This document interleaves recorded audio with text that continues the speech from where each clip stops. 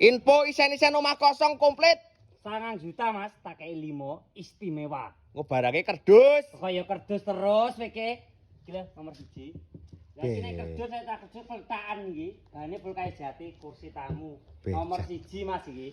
Lah nomor 2. Nah, gonceni. Nah, istimewa bahane pulpen iki Mas. Nah, garansinya resmi 15 tahun. Nomor 3 ya aja lali nggon klambimu ben gak mekakrah terus ndi. Bahane Puljati Srit istimewa. Nah iki nomor 4 meja macak, bojomu ben sregep macak ben mundak mentres-mentres. Ora aku tekok, masa wong macake mbok kon ngadeg.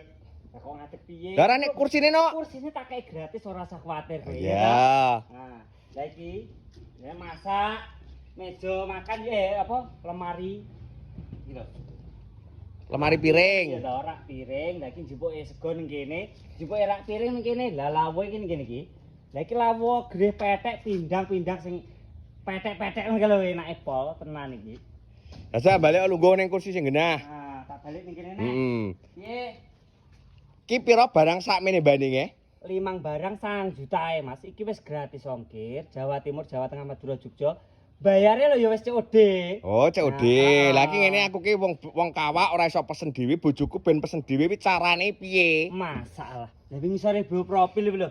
Garek ngetul wis enek nomor bawahku iki gak sedetak nulis nang kertas barang ngono. Oh, berarti langsung ditutul ngono kae. Ditutul wis terhubung karo admin. Pesen paket komplit 5 barang 9 juta. Nah, Ya ya Mas, heeh, tas jan porem.